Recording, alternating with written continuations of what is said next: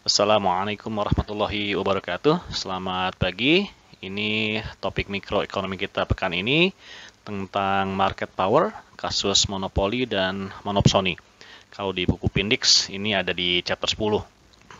Topik ini akan heavy di grafik dan perhitungan, meskipun tidak terlalu rumit harusnya. Jadi tenang aja, kita akan cobalah lalui bersama ya. Online begini juga mungkin ada enaknya, presentasinya jadi mudah buat ditonton ulang. Jadi kalau ada part yang kurang jelas bisa diulang kembali, dan feel free to ask, silakan bertanya kalau ada yang kurang jelas. Coba manfaatkan berbagai media komunikasi yang ada.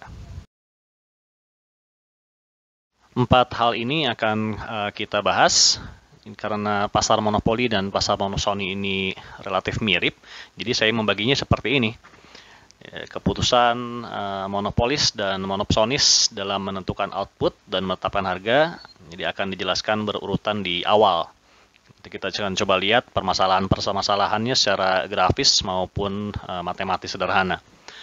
Nah, dua hal berikutnya adalah tentang bagaimana market power yang dimiliki oleh monopolis dan monopsonis ternyata bisa menimbulkan social cost.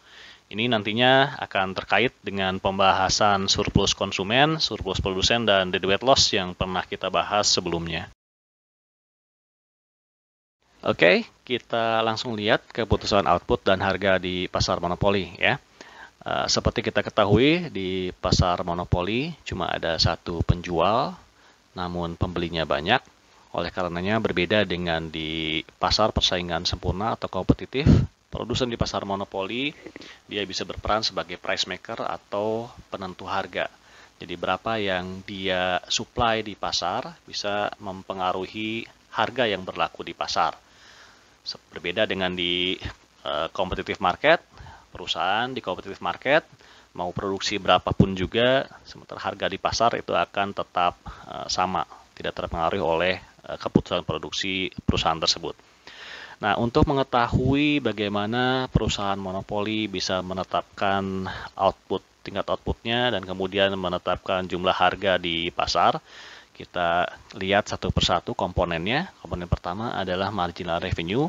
Kita punya revenue seperti demikian. Marginal revenue tidak lain adalah turunan pertamanya.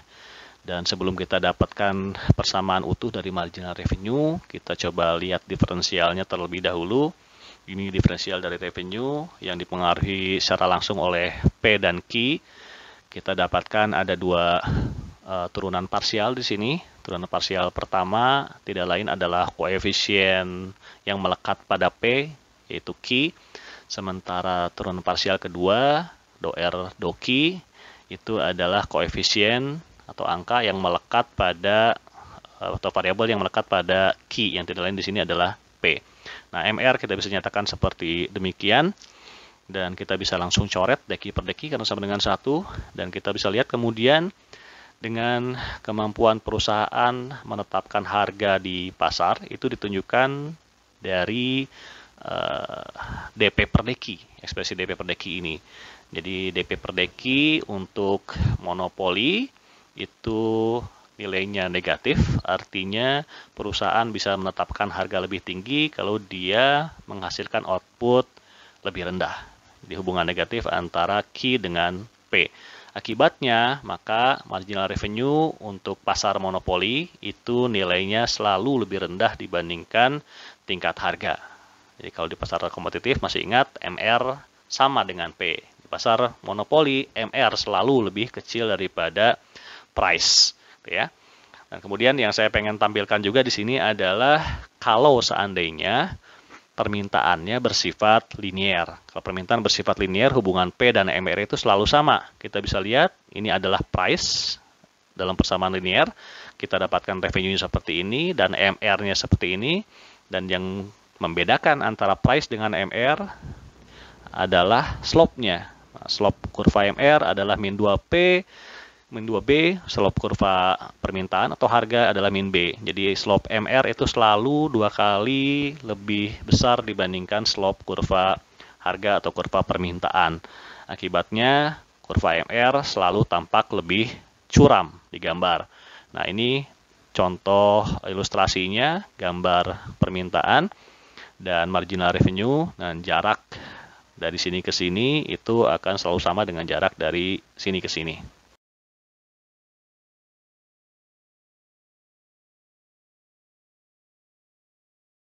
Lalu bagaimana kurva permintaan perusahaan di pasar monopoli?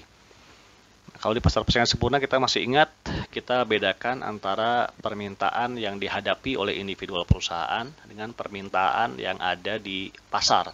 Ini untuk seluruh perusahaan. Nah, untuk pasar monopoli, karena monopolis itu adalah satu-satunya penjual di pasar, maka permintaan yang ada di pasar itu adalah permintaan yang juga dihadapi oleh perusahaan monopolis. Nah, kita bisa lihat dari ilustrasi gambar ini, kita punya kurva permintaan atau harga atau average revenue. Tolong diingat, average revenue itu selalu sama dengan harga, dan kurva marginal revenue. Dan untuk memaksimalkan profit perusahaan, maka MR sama dengan marginal cost. Itu selalu aturan baku untuk memaksimalkan profit. Dari MR sama dengan MC, perpotongan ini di titik ini akan menghasilkan tingkat output. Kalau dalam ilustrasi ini, tingkat outputnya adalah sebesar 10. Dari tingkat output ini, maka kita bisa ketahui berapa tingkat harga yang akan ditetapkan oleh perusahaan. Caranya bagaimana? Tinggal kita hubungkan output ini ke kurva permintaan atau kurva AR. Nah, kita di sini kita dapati tingkat harganya adalah sebesar 30. Nah, dari key dan harga yang sudah diketahui ini, kita juga bisa menentukan berapa besarnya profit. Bisa dari gambar kita bisa lihat profit adalah R kurangi C, dan dari gambar kita sudah dapatkan berapa revenue-nya yang tidak lain adalah P kali Q. Kita dapatkan P-nya 30, Q-nya 10, maka luas area ini adalah revenue. Sementara cost itu tidak lain, rumusnya adalah kuantitas dikalikan dengan average cost. Nah, kuantitasnya kita dapat 10, untuk output sebesar 10 ini kita lihat average cost-nya adalah 15. Maka luas area persegi panjang ini 10 kali 15 tidak lain adalah cost yang harus dikeluarkan oleh perusahaan. Selisih dari revenue dengan cost atau selisih dua area ini adalah profit yang didapatkan oleh perusahaan. Nah, ini saya baru bahas 2 poin pertama. Kemudian ada contoh soal. Contoh soalnya seperti demikian, kita memiliki informasi terkait dengan permintaan atau harga. Kemudian kita punya juga informasi mengenai cost dari perusahaan. Dan dari 2 informasi ini, untuk mengetahui berapa output dan harga serta profit yang dihasilkan perusahaan, prosedurnya sama. Kita harus bisa mengetahui berapa MR dan MC. MR-nya kita bisa dapatkan dari fungsi permintaan atau fungsi harga. Harga dinyatakan seperti demikian, maka revenue-nya tinggal dikalikan dengan kuantitas, karena revenue adalah P kali Q. Kita dapatkan turunan pertamanya, MR kita, 120 kurangi 0,04 Q. Kemudian dari fungsi biaya, turunan pertama dari fungsi biaya tidak lain adalah marginal cost kita yang sama dengan 60. Nah, perusahaan akan memaksimalkan profit saat MR sama dengan MC. Ini MR sama dengan MC, dan dari perhitungan ini kita dapatkan Q monopolis adalah 1.500, dan kemudian dengan Q sebesar 1.500 kita masukkan Q ini ke dalam fungsi permintaan, kita dapatkan tingkat harga monopolis atau tingkat harga yang ditetapkan oleh perusahaan monopoli di pasar, yaitu sebesar 90. Nah, untuk mengetahui profitnya kalian bisa hitung sendiri. Revenue ada persamaannya, cost juga ada persamaannya. Kemudian ada kasus lain di mana kemudian pemerintah ternyata menetapkan pajak kepada perusahaan sebesar 14 untuk setiap unit produksi perusahaan. Apa yang akan terjadi? Nah, kita ketahui kalau perusahaan dikenain pajak produksi sebesar 14 per unit, maka perusahaan akan menanggung biaya yang lebih besar untuk setiap produksi yang dihasilkan. Maka dengan tax sebesar 14 per unit ini, yang terpengaruh adalah marginal cost. Karena tambahan biayanya sekarang untuk setiap tambahan output tidak lagi 60, tapi sekarang disertai juga dengan pajak. Jadi marginal cost-nya yang baru akan sama dengan 60 ditambah 14 atau sama dengan 74. Dan untuk menghasilkan QM dan PM lagi, prosedurnya akan sama. maksimisasi profit dihasilkan melalui MR sama dengan MC, cuma sekarang MC-nya berbeda dan kita bisa lakukan perhitungan lebih lanjut untuk menghasilkan Q dan P dari pasar perusahaan monopoli seperti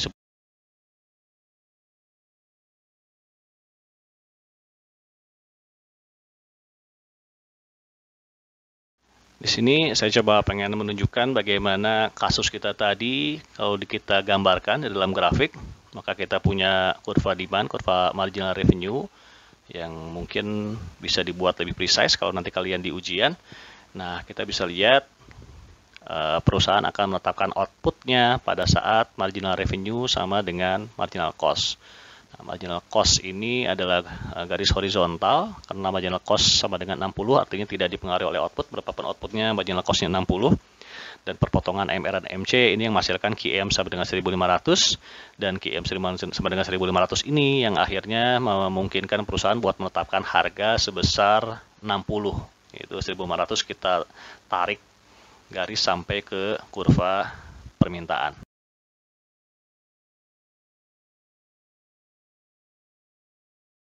Nah, sekarang saya punya kasus yang lebih tricky.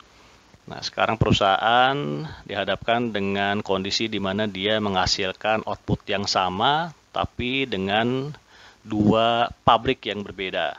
Jadi kita lihat ada factory 1 dan factory 2 yang menghasilkan cost yang berbeda buat perusahaan. Tapi perlu kita ingat, Q1 dan Q2 ini output yang sama. Oke. Dan untuk mengetahui berapa yang akan dihasilkan oleh perusahaan dan berapa harga yang dia tetapkan, sama dengan sebelumnya, kita akan samakan marginal revenue dengan marginal cost. Nah, tapi kita lihat karena cost-nya ada dua, kita mesti hati-hati di sini. Nah, untuk bisa memberikan gambaran apa yang terjadi, lebih baik kita coba ilustrasikan apa informasi yang kita punya dalam grafik. Dan ini saya bisa perlihatkan kepada kalian kurva permintaan dan marginal revenue.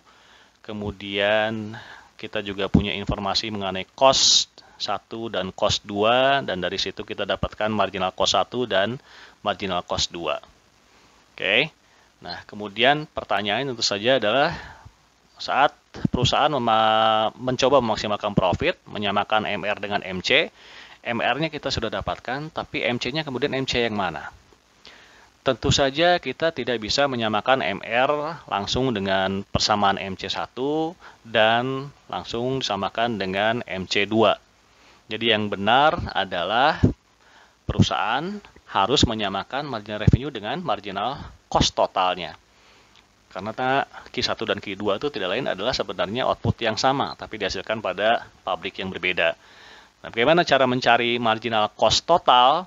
Nah, marginal cost total itu seperti halnya kalau masih ingat kita untuk mendapatkan kurva market demand, kita jumlahkan secara horizontal. Jadi yang kita jumlahkan bukan MC-nya ke atas pada tingkat output yang sama, tapi yang kita jumlahkan adalah tingkat outputnya. Jadi ingat, karena Q1 dan Q2 adalah produk yang sama, untuk mendapatkan MC total, kita harus dapatkan Q total, yang tidak lain adalah penjumlahan Q1 dan Q2. Jadi kalau kita punya MC1 sebesar seperti ini, dinyatakan seperti ini, dan MC2 seperti demikian, maka kita dapati Q1 tambah Q2 atau Q total, itu sama dengan MC1 per 20 tambah MC2 per 40. Nah, MC di sini, MC1 dan MC2 sekarang adalah sudah mewakili marginal cost total. Jadi MC1 sama dengan MC2. Oleh karenanya kita dapatkan Q sekarang menjadi 3 MC per 40, atau MC adalah 40 per 3 Q. Nah, MC inilah yang kemudian kita samakan dengan marginal revenue. Hasilnya seperti kita bisa lihat, ini MR, ini MC, dan kita dapatkan QM 30, kemudian substitusikan QM 30 ke dalam fungsi harga, kita dapatkan PM sama dengan 550. Nah, kita bisa lihat di gambar QM-nya dan PM. Nah, kemudian kalau kita ingin mencari tahu berapa yang dihasilkan di factory 1 dan di factory 2, Nah, kita lihat di QM sama dengan 30, kita punya MC sama dengan MC tadi ya, MC total sama dengan MR sama dengan MC1 sama dengan MC2. Jadi kita tinggal substitusikan angka 30 ini ke persamaan MC. Nah, 40 dikalikan dengan 30 itu sama dengan 1200 dibagi dengan 3 sama dengan 400. Atau juga kita bisa masukkan angka kuantitas sebesar 30 ini ke fungsi marginal revenue 700 kurangi 10 Q, hasilnya akan sama ya. Nah, kemudian setelah kita ketahui bahwa MR, MC total, MC1, MC2 itu semuanya adalah 400 di Q sama dengan 30 ini. Nah, kemudian untuk mencari berapa yang dihasilkan di factory 1, tinggal masukkan MC1-nya sekarang 400, maka Q1-nya adalah 20. Kemudian untuk di factory 2, MC2-nya juga 400, Q2-nya maka sebesar 10.